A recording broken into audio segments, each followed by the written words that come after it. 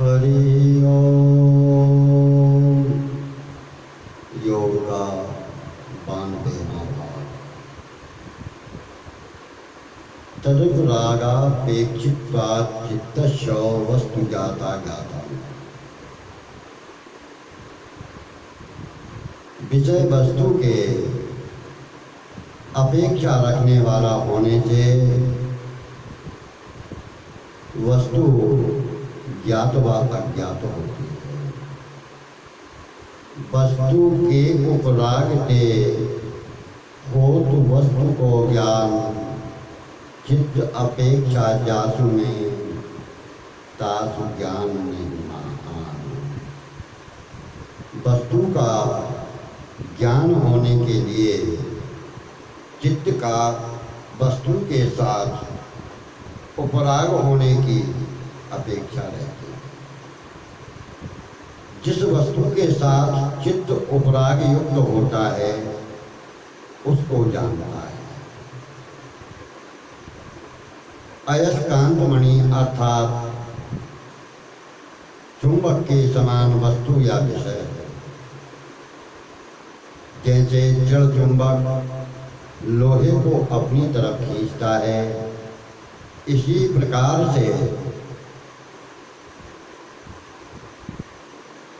जो विषय व वस्तु चित्त को आकर्षित करके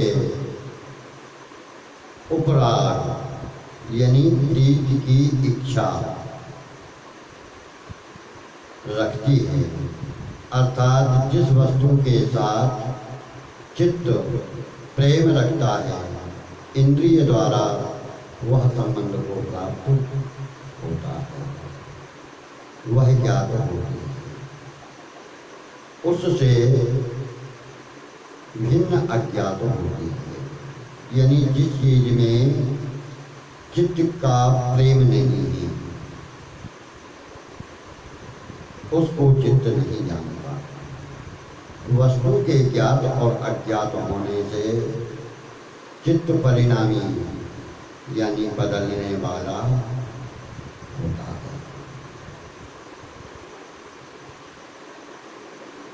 तदा ज्ञाता चित्तवृत्त्यस्य तत्प्रभो पुरुषस्य परिणाम इत्यादि।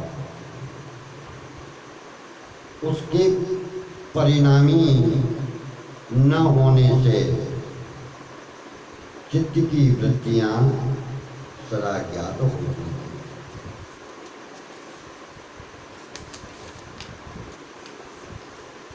परिणामी नहीं चित्त प्रभु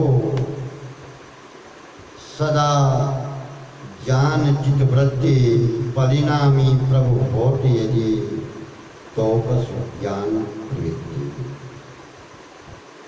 जो चित्त के समान आत्मा है उसका परिणाम होता तो चित्त की वृत्तियां जो उसके विषय हैं वह शब्द आदि विषयों के समान ज्ञात व अज्ञात होते, परंतु चित्त की वृत्तियों व चित्त के सदा ज्ञात होने से उसके चित्त के आत्मा के परिणाम न होने का अनुमान होता है, क्योंकि आत्मा परिणाम को प्राप्त होता तो चित्त के सदा ज्ञात होने की उपलब्धि ही न होती। आत्मा परिणाम रहित है, इससे वह सदा मन व चित्त को जानता है। अर्थात जो आत्मा परिणाम को प्राप्त हो तो भूतकाल में भोग को प्राप्त हुए विषय का स्मरण न कर सकता, क्योंकि जिस आत्मा ने भोग किया था वह न रहता तथा अपने चित्त की वृत्ति को सदा न जानता। भूतकाल के विषय के स्मरण व सदा वृत्तियों के ज्ञात होने से आत्मा परिणाम नहीं होता। यह जानने के लिए कि चित्त अग्नि के समान अपने ही प्रकाश से प्रकाशित होता है या नहीं, न तत्स्वाभासं दृश्यत्वात्, दृश्य न होने से वह अपने प्रकाश से प्रकाशित नहीं होता। यानी चित्त दिखाई देने वाली वस्तु नहीं, इसलिए वह स्वयं प्रकाशित नहीं होता, दिखाई नहीं देता। स्वयं प्रकाश ना जानिए चित्त दृश्य को रोको, दृश्य प्रकाश को एक है पुरुष प्रकाश स्वरूप। जैसे अन्य इंद्रिय व शब्द आदि दृश्य होने से आपसे प्रकाशित नहीं होते, जैसे शब्द दिखाई नहीं देता, इसी प्रकार से दृश्य न होने से चित्त व मन प्रकाशित नहीं होता, यानी दिखाई नहीं देता। उसका प्रकाशक मनी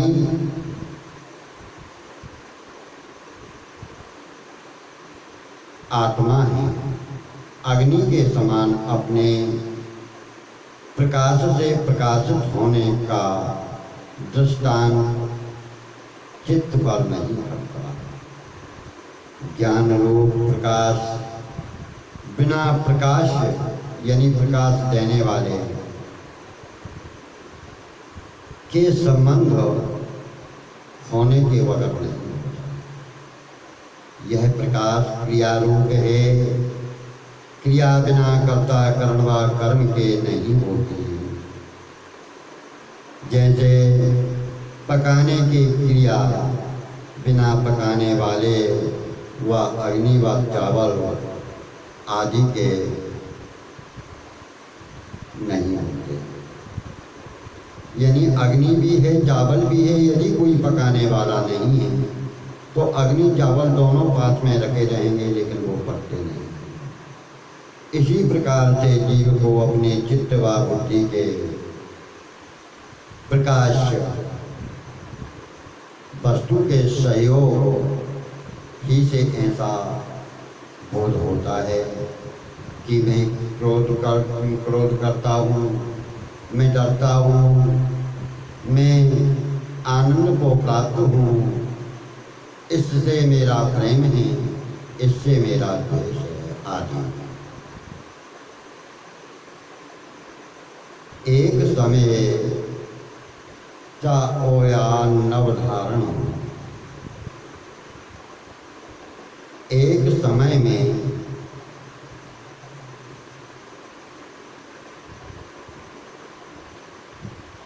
उयान अवधारण, यानी एक समय में दोनों को धारण नहीं किया जा सकता।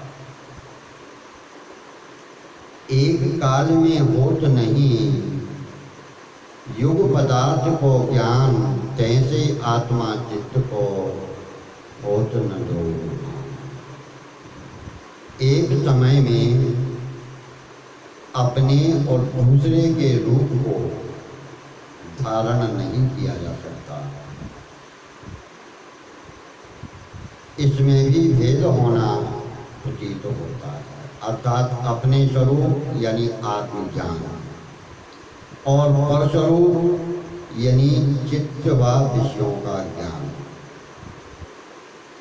एक समय में एक साथ दोनों चीजों को धारण नहीं किया जा सकता। अविद्या से चित्त में क्रोध आदि उत्पन्न होते हैं, उनको चित्त अपना मानता है, तब अपने स्वरूप को नहीं जानता और विवेक से वह अपने को जानता है। इससे प्रकाशक प्रकाश और उनकी क्रिया में भेद होना विदित होता है।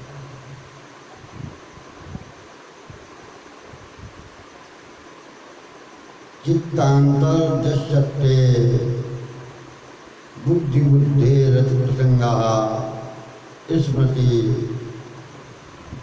संकर अन्य चित्त के दृश्य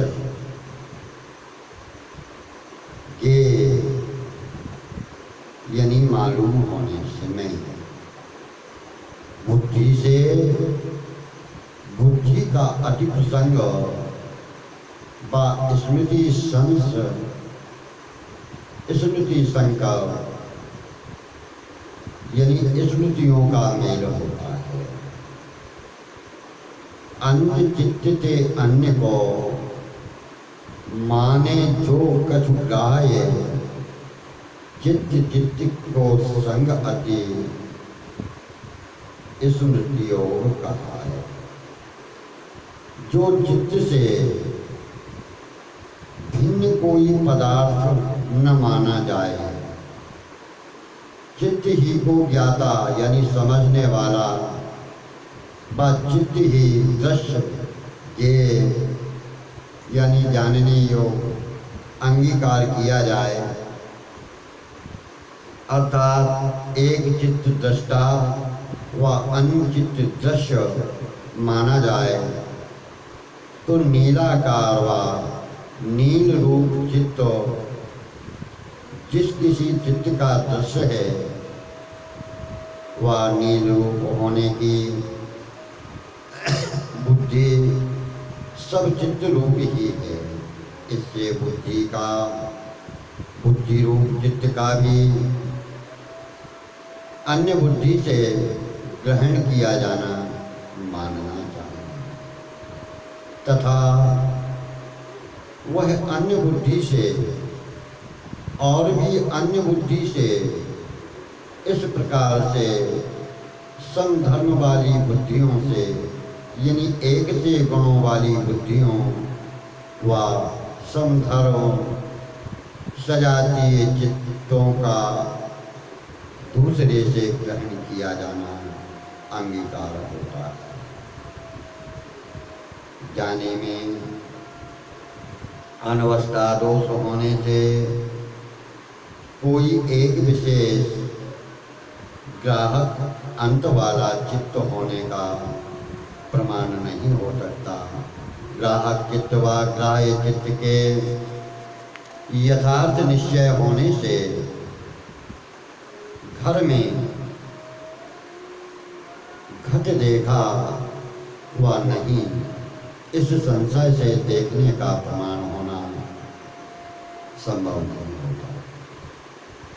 और अर्थवा निश्चय के भिन्न होने का निश्चय होने से ज्ञान चित्तों का निश्चय न होना, अर्थों के निश्चय न होने का कारण होने से अनंत बुद्धियों यानी अनेक ज्ञानों का मिल जाना, अनंत चित्तों के अनुरूप अनंत स्मृतियों का मेल प्राप्त होना, अनंत के ग्रहण करने में कोई एक समर्थ न होने से ग्राहक का अभाव होता है। ग्राहक के अभाव से यह नील चित्त स्मृति है और पीत चित्त स्मृति है, यह विभाव नहीं हो सकता। इससे ग्राह्य व ग्राहक के असंभव होने से कोई चित्त से अलग चैतन्य पुरुष चित्त का स्वामी भोक्ता होना विदित होता है, यानी चित्त का स्वामी आत्मा है।